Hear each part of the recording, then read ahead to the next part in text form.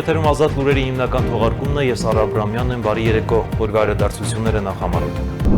Միացյալ Նահանգների պետքարտուղար Մարկո Ռուբիոն ամփոփել է Դոնալդ Թրամփի վարչակազմի արտաքին քաղաքականության նվաճումները։ Նա խոսել է նաև Ադրբեջանի եւ Հայաստանի մասին, ընդգծելով, որ պատերազմը կարող էր սարսափելի լինել, բայց Միացյալ Նահանգները լուծել է հակամարտությունը։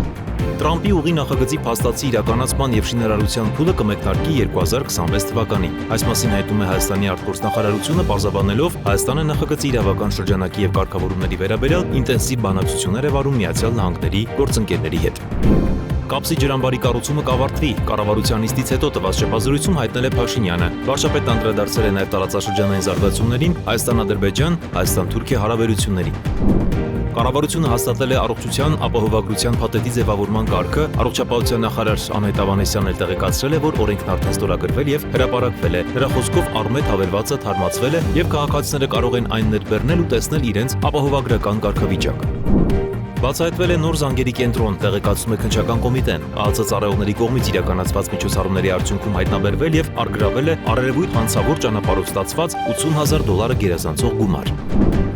Գիշերը պայթյուններ են եղել Ռուսաստանի Կրասնոդարի երկրամասի Տեմբյուկ քաղաքի նավահանգստում։ Ուկրաինական ԱԹՍ-ների հարվածների հետևանքով նավթամթերքի երկու պահեստարաներում բռնկվել է հրդեհ։ Օրվա միջազգային անցուդարձը։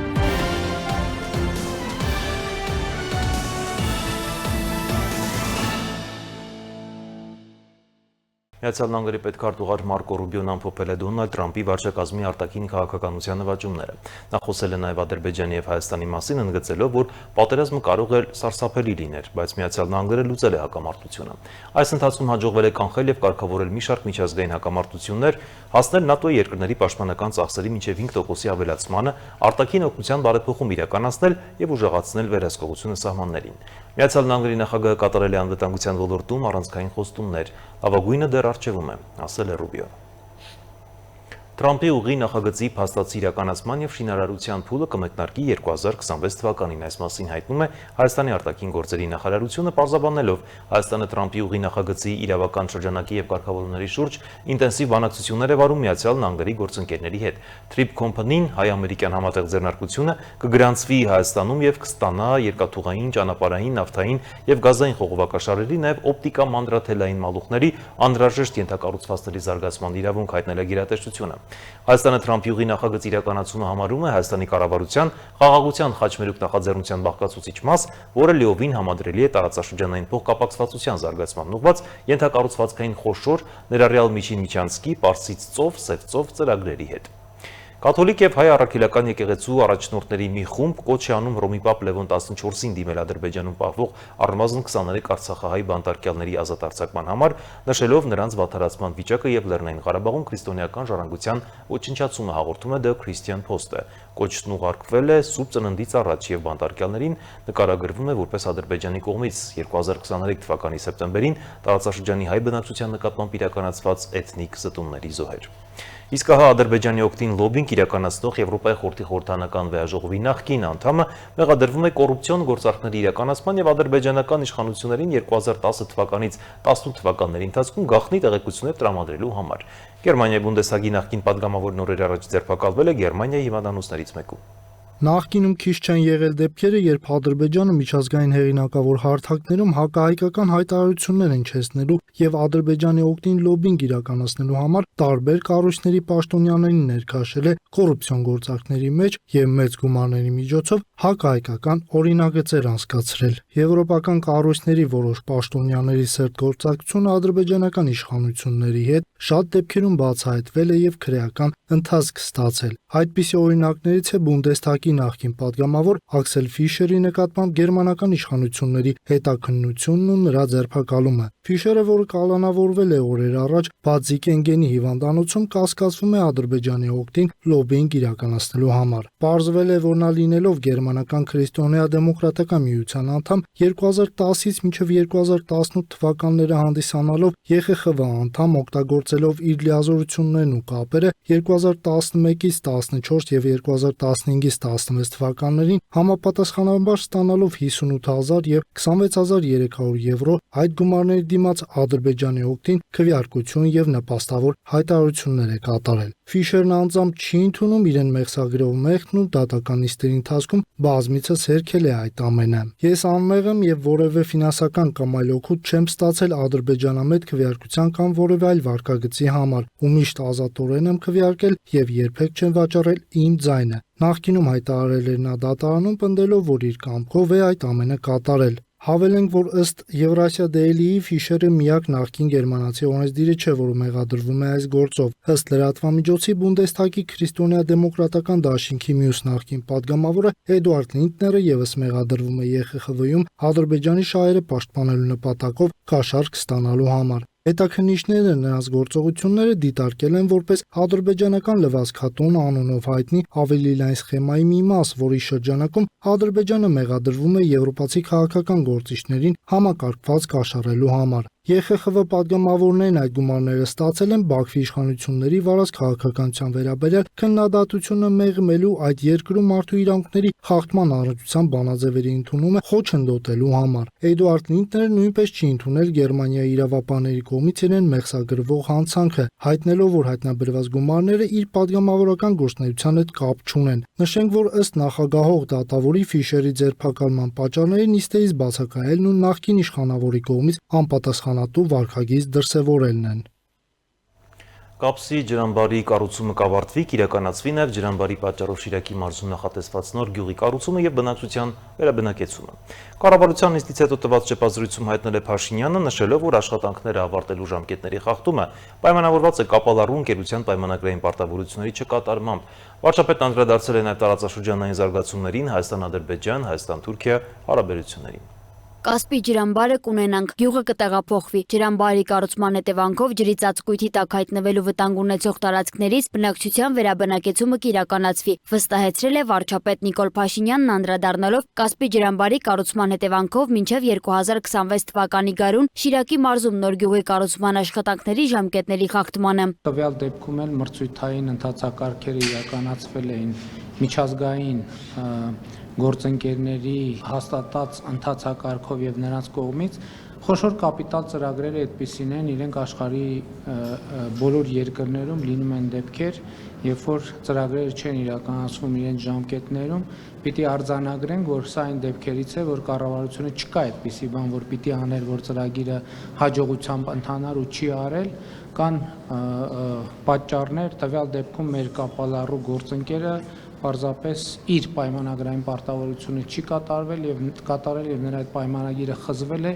կփնտրենք նոր գործընկեր, ով ծրագիրը կիրականացնի։ Վարչապետը մեկնաբանեց նաև վերջին շրջանում Ադրբեջանի կողմից իրականացված քայլերի կապակցությամբ տարբեր հարթակներից պարբերաբար Իլհամ Ալիևին շնորհակալություն հայտնել է։ Նա նշեց, որ խոսքը ոչ թե դիվանագիտական հնարքի, այլ կոնկրետ զարգացումների քաղաքական արձանագրման մասին է։ Փաշինյանի խոսքով տեղի է ունեցել մի քանի իրադարձություն, այդ թվում Ցորենի ներկրման արգելքի վերացումը առանձին դեպքերով Ղազախստանի եւ Ռուսաստանի համար, հակառակ ուղղությամբ երկաթուղային հաղորդակցության սահմանափակումների բացակայության փաստը, նաև Ադրբեջանի կողմից Հայաստանի գործարաններին նավթամթերք վաճառելու պատրաստակամությունը, որի արդյունքում հայկական շուկա է մտել ադրբեջանական վառելիք։ Կարծում եմ տարօրինակ կլինի, եթե մենք մեր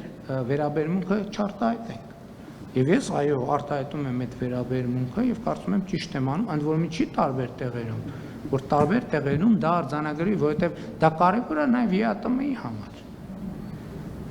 Որովհետեւ մենք ԵԱՏՄ-ի հետ երկաթուղային կապ ենք ստացել։ Մենք նախկինում երբեք ԵԱՏՄ-ի հետ երկաթուղային կապ չենք ունեցել։ Սա երրորդ բանն է, այսինքն երրորդը թե չորրորդը տեղի է ունեցել։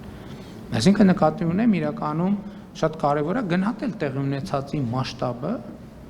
եւ ուզում եմ ցույց տալ, որ խաղաղությունը ինչա, կներեք, ինչ որ բան, ասենք ուզում եմ ցույց տալ եւ ցույց եմ տալիս եւ հայտարարում եմ, որ խաղաղությունը իրականություն։ Անդրադառնալով Թուրքիայի նախագահ Ռեջեփ Թայիփ Էրդողանի հայտարարությանը, թե 2026 թվականին Հայաստան-Թուրքիա հարաբերությունների զարգացման համատեքստում խորհրդանշական քայլեր կկատարվեն, Փաշինյանը նշեց, որ ողջունում է այդ պատրաստակամությունը։ Նրա խոսքով երկկողմ երկխոսության մակարդակում հասունացել է պահը, երբ պետք է տեղի ունենան ոչ միայն խորհրդանշական, այլև ավելի լայն ու կոնկրետ քայլեր։ Ինչ վերաբերում է հարևան Իրանին, ապա վարչապետը հայտարարեց, որ Թեհրանի հետ հարաբերությունները բարձր մակարդակի վրա են եւ հայկական կողմը ցանկություն ունի Իրանի հետ ստորագրել ռազմավարական գործընկերության վերաբերյալ փաստաթուղթ, այն դիտարկելով երկկողմ հարաբերությունների զարգացման կարևոր բաղադրիչ։ Թրիփ նախագծի վերաբերյալ հարցինի պատասխանել Փաշինյանն ընդգծեց, որ մեծամասշտաբ նախաձեռնությունները միշտ ունեն չպարզաբանված հարցեր, որոնք փուլ առ փուլ պետք է լուծվեն։ Մենք սովոր չենք մեծ նախագծերի, իսկ մեծ նախագծերը իրանք ունեն մի շատ կարևոր առանձնահատկություն։ Իրանք միշտ չպարզաբանված հարց ունենում են եւ իրանք միշտ արտադրում են չպարզաբանված հարց։ Թրիփ նախագիծը ինքը այնքան մասշտաբային հարց է, որ մենք ամեն փուլում, երբ որ մի հարց պարզաբանեցինք, վերջնական պարզաբանվեց, դրանից ի հայտ են գալու նոր հարցեր, որոնց շուրջ պետք է մտածենք։ Նրանք լուծեցին, ի հայտ են գալու նոր հարցեր, որոնց շուրջ պետք է մտածենք։ Երբ որ տրիպը արդեն գործնականում սկսեց աշխատել, երկաթուղին էլ եղավ, գազամուղն էլ եղավ, նավթամուղն էլ եղավ, էլեկտրական հոսանքն էլ եղավ, ավտոճանապարհն էլ եղավ, ամեն ինչ եղավ, էլի ի հայտ են գալու հարցեր, որոնց շուրջ մենք պետք է աշխատենք։ Վարչապետը մեկնաբանեց նաև շրջանառվող խոսակցությունները, թե իբր Թուրքիայի ղեկավարությունը որոշում ունի, թե ով պետք է լինի ամենայն հայոց կաթողիկոսը։ Փաշինյանը նման տեսակետների առաջացման հիմքում տեսնում է պատմական փորձի եւ ենթագիտակցական պատկերացումների ազդեցությունը, նշելով, որ դարերի ընթացքում հայ եկեղեցու առաջնորդի ընտրության վրա ազդել են արտաքին ղեկավարները։ Նրա խոսքով նման ծայրագավառային տրամաբանությունները պայմանավորված են պետականության ընկալման բացով, ինչի մասին նա խոսել է նաև հայրենիքը պետություն է բանաձևի շրջանակում։ Վարչապետը նաև հաստատեց, որ պետական համակարգում կիրառվել է պիլոտային մեխանիզմ արդյունքի վրա հիմնված գնահատման տրամաբանությամբ։ Նրա խոսքով հրաժարվում են այն մոտեցումից, երբ բոլորը ստանում են համատարած նույն հավելավճարները, քանի որ դա նվազեցնում է կառավարման արդյունավետությունն ու մոտիվացիան։ Վարչապետը շեշտեց. Մենք լրացուցիչ վարձատրության մեջ դրել ենք պարտադիր պայման, որ լրացուցիչ վարձատրություն ստացողը դրա որոշակի տոկոսը, եթե չեմ սխալվում 10%, պետքա ծախսի իր կրթական եւ պրոֆեսիոնալ հատկությունները զարգացնելու ուղղությամբ, այսինքն պետքա ինչ որ դասընթացների մասնակցի իր կրթության վրա պետքա ներդրում անի, եւ ես կարծում եմ, որ մեր պետությունը հասել այն կետին, որ մենք այսպիսի ներդրում պետքա անենք պետական կառավարման համակարգի հետ եւ ամբողջ բուրգով այդ համակարգը ներդրվում է, սա նաեւ պետության դերը, նշանակությունը եւ պետությունը զարգացնելու եւ ուժեղացնելու մեր ռազմավարությունների շրջանակում։ Փաշինյանը նաև տեղեկացրեց, որ համապատասխան մարմինները հավաքում եւ փոխանցում են տեղեկատվություն Ադրբեջանի կողմից գերեվարված Վագիվ Խաչատրյանի առողջական վիճակի վերաբերյալ, սակայն այս փուլում հրապարակային շրջանառվող տեղեկությունից ավելին ներկայացնել չի կարող։ Խոսելով սահմանազատման գործընթացի եւ տարածաշրջանային հաղորդակցությունների ապաշրջափակման մասին, Փաշինյանը նշեց, որ ենթակառուցվածքային ցանկացած շինարարությունից առաջ անհրաժեշտ է հստակեցնել պետական սահմանի անցման գիծը, իրավական եւ կազմակերպչական խնդիրներից խուսափելու համար։ Նա անդրադարձավ նաև երկաթուղային որոշ հատվածների վերականգնման անհրաժեշտությանը եւ դրա վերաբերյալ քննարկումներին ընդգծելով, որ հաղորդակցությունների բացման մասով տնտեսական բաղադրիչի ակտիվացումը գնահատում է որպես դրական զարգացում։ Սոնա Գիշյան, Տիգրան Ղազարյան, Free News, Ազատ լուրեր։ Կառավարությունը հաստատել է առողջության ապահովագրության փաթեթի ձևավորման կարգը, առողջապահության նախարար Շահբանեսյանն տեղեկացրել է, որ օրենքն արդեն ստորագրվել եւ հրապարակվել է, իսկ կառավարության որոշումներով սահմանվում են բժշկական կենտրոնների եւ դեղատների հետ կնքվող պայմանագրերի օրինակելի ձևերը, նաեւ ապահովագրության շրջանակում նրանց կողմից մատուցված ծառայությունների փոխհատուցման կարգերը։ Նախարարի խոսքով առումետ հավելվածը թարմացվել է եւ քաղաքացիները կարող են այն ներբեռնել ու տեսնել իրենց ապահովագրական կարգավիճակը։ Առողջության համընդհանուր ապահովագրության ներդրմամբ կկարգավորվեն ապահովագրված անձանց ապահովագրության փաթեթի շրջանակում անվճար կամ հետվճարային եղանակով տրամադրվող ծառայությունների շրջանակի որոշման հետ կապված հարաբերությունները։ Այս կառավարության որոշումներով մենք սահմանում ենք բժշկական կենտրոնների, դեղատների հետ կնքվող պայմանագրերի օրինակելի ձևերը եւ ապահովագրության շրջանակներում նրանց կողմից տրամադրված ծառայությունների փոխհատուցման կարգերը։ Որոշումներից մեկով ուրեմն ընդունում ենք առողջության ապահովագրության հիմնադրամի մասին ստեղծման մասին որոշումը եւ հաջորդ 2 օրերի ընթացքում ապահովագրական հիմնադրամը կստեղծվի։ Կառավարության այս որոշմամբ սահմանվում է նաեւ այն դեղորայքի ցանկը, որից կկարողանան օգտվել քաղաքացիները։ Թե ծառայությունների ցանկերը եւ թե դեղորայքի ցանկերը հրապարակված են, ուզում եմ ասել, որ առմետ հավելվածը արդեն իսկ թարմացված ուրեմն տեսակով արկա է, խնդրում եմ, որ մեր քաղաքացիները այն ներբեռնեն, որպեսզի տեղեկացված լինեն իրենց կարգավիճակի մասով։ Եվ եթե այսօր էլ ներբեռնեք, արդեն կտեսնեք, դուք ունեք 2026 թվականին ապահովագրված կարգավիճակ եւ փաթեթը հենց հունվարի 1-ից կակտիվանա։ Առողջության համընդհանուր ապահովագրության վերաբերյալ օրենքն ուժի մեջ է մտել հենց այսօրվանից։ Վարչապետ Նիկոլ Փաշինյանը հետաքրքրվեց, թե ովքեր են օգտվելու առողջության համընդհանուր ապահովագրությունից։ Մտնում է ուժի մեջ մինչև 18 տարեկան անձանց, բոլոր անձանց համար, 65 տարեկանից բարձր բոլոր անձանց համար եւ 200,000 դրամ եւ բարձր աշխատավարձ ստացող բոլոր անձանց համար։ Այո, եւ 18-ից 65 տարեկան հաշմանդամության կարգ ունեցող առաջին, երկրորդ, երրորդ եւ համապատասխանաբար ֆունկցիոնալության գնահատական ունեցող անձինք են, նաեւ սոցիալական անապահովության համակարգում ընդգրկված 28 բալից ավել եւ էլի նոր գնահատման համակարգով ընդգրկված անձինք են մտնում եւ զոհված ինձարայողների ընտանիքի անդամները։ Ընդհանուր առմամբ ներկայում առաջին փուլում այս փաթեթից կարող է օգտվել 1,600,000 քաղաքացի։ Իսկ քաղաքացիներն ինչպես պետք է իմանան, որ առողջության համընդհանուր ապահովագրության փաթեթի շահառու են։ Արմետ հավելվածը։ Այսինքն մտնում ենք մեր հեռախոսի մեջ, Այո։ ներբեռնում ենք Արմետ համակարգը։ Այո, ներբեռնում ենք եւ դա մեր անձնական արդեն Այնտեղ գրասենյակն տվյալները է։ երևում են։ Այնտեղ արդեն տվյալները երևում է դուք ինչքան է անձը ապահովագրավճար վճարելու այն մարդկանց համար, ում որ պետությունն է ապահովագրելու, որ պետությունն է նրանց համար ապահովագրավճարը վճարել, ակտիվացման ամսաթիվը, փաթեթի մեջ ներառված ծառայությունները, բժշկական կենտրոններ։ Ինչի մենք, եթե մենք 50 միլիարդ լրացուցիչ դրամ պետքա ծախսենք, որպեսզի մարդուն բուժենք, մենք գուցե 50 միլիարդ կամ 40 միլիարդ կամ 10 միլիարդ ուղենք նրան, որ մարդը չհիվանդանա։ Փորձենք այդ տեքստերը, բանաձևերը, առողջ ապրելակերպ եւ այլն դարձնենք ցույց տանք մարդուն, որ դա ավելի հաճելի է, քան թե այն ինչ որ մեզ թվում է, թե իրականում կյանքի հաճույքը է դա։ Վարչապետը նախորդորեց հունվարի 1-ից չգրոհել առողջապահական հիմնարկները, ապա հանձնարարեց առողջ ապրելակերպի բրենդինգը դարձնել առաջնահերթություն։ Կախված աշխատավարձի չափից 200-ից 500,000 դրամ աշխատավարձ ստացողների համար պետությունը 2026 թվականի ընթացքում կսուբսիդավորի սոցկրեդիտների համար 6,000 դրամ։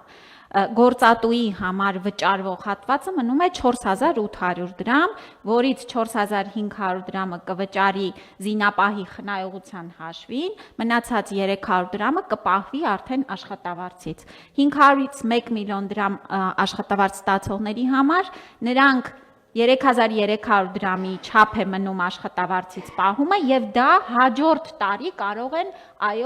եկամտահարկի վերադարձի շրջանակում սոցկրեդիտով հետ վերադարձ ստանալ։ Մեկ այլ նախագծով էլ նախատեսվում է կացարանով ապահովման համար վարձակալության վարձավճարի երկարաժամկետ մասնակի հատուցման եղանակով սոցիալական աջակցություն տրամադրել։ Ղարաբաղից տեղահանված պետական սոցիալական աջակցության ծրագրերի շրջանակում պետական սոցիալական բնակարանային ֆոնդում կացարանով ապահովման հերթացուցակում հաշվառված ծրագրի շրջանակում բնակարանի կամ կառուցվող շենքից բնակարան գնելու իրավունքի կամ անհատական բնակելի տան ձեռքբերման կամ անհատական բնակելի տան կառուցման հավաստագիր չստացած կամ այն չեղարկած 1-ից 3 անդամ ունեցող ընտանիքներին։ Խոսքը այնպիսի ընտանիքների մասն է, որոնք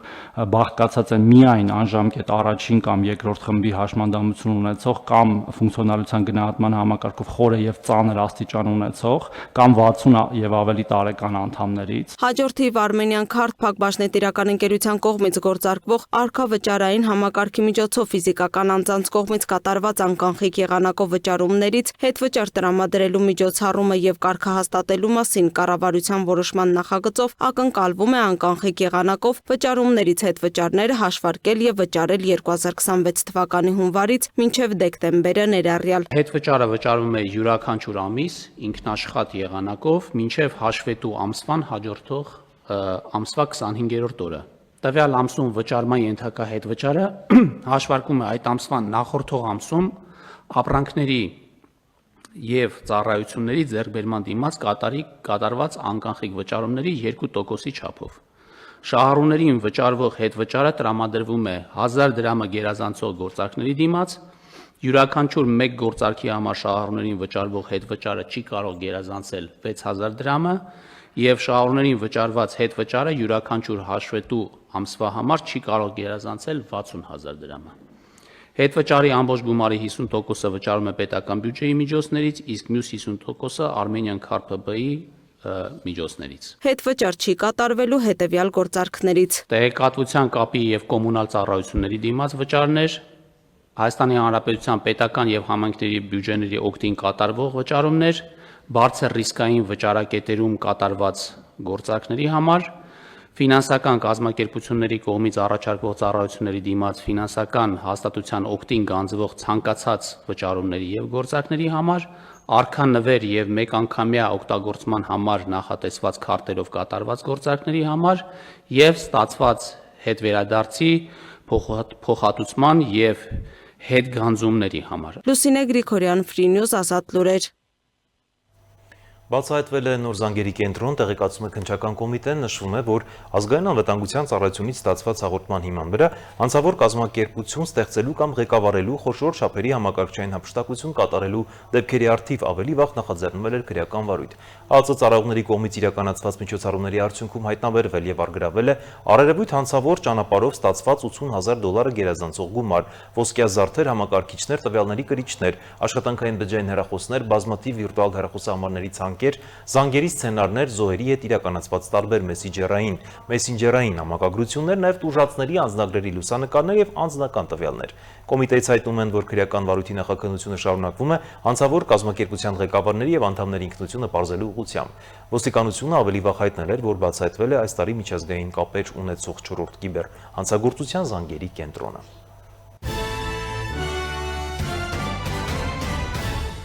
Այլ թեմաներ Տաջիկստանի եւ Աֆղանստանի սահմանին տեղի ունեցել զինված բախում, որի հետևանքով կան զոհեր, հաղորդել է Տաջիկստանի ազգային անվտանգության պետական կոմիտեն։ Կոմիտեի տվյալներով միջադեպը տեղի ունեցել Խատլոնի շրջանի Շամսիդին Շոխին շրջանում։ Սահմանը անօրինական կերպով հատած ահաբեկչական կազմակերպության 3 անդամ զինված դիմադրություն են ցուցաբերել եւ ոչնչացվել են գործողության ընթացքում բախման հետևանքով զոհվել է Տաջիկստանի սահմանապահ ծառայության 2 սպա։ Գործողության ավարտից հետո սահմանին իրավիճակը գնահատվում է կայուն եւ հանգիստ։ Գիշերը պայթյուններ են եղել Ռուսաստանի Կրասնոդարի երկրամասի Տեմրյուկ քաղաքի նավանգստում։ Տեղական իշխանությունների տվյալներով ուկրաինական անօդաչու թռչող սարքերն են հարվածել։ Դրոնների հարվածների հետևանքով նավթամթերքի 2 պայստարաններում հրդեհ է բռնկվել, տուժածներ չկան։ Միջազգային նորությունները տեսաշարով։ Հնդկաստանի խոշորագույն մասնավոր նավթավերամշակող ընկերությունը վերսկսել է ռուսական նավթի գնումները, չնայած Ամերիկայի Միացյալ Նահանգների սահմանած պատժամիջոցներին, հայտնում է Bloomberg-ը։ Գործակալության տվյալներով ընկերությունը ռուսական նավթը ձեռք է բերում զեղչված գներով այն մատակարարներից, որոնք չեն գտնվում պատժամիջոցների տակ, եւ այն տեղափոխում է Գուջարաթում գտնվող իր նավթավերամշակման գործարան։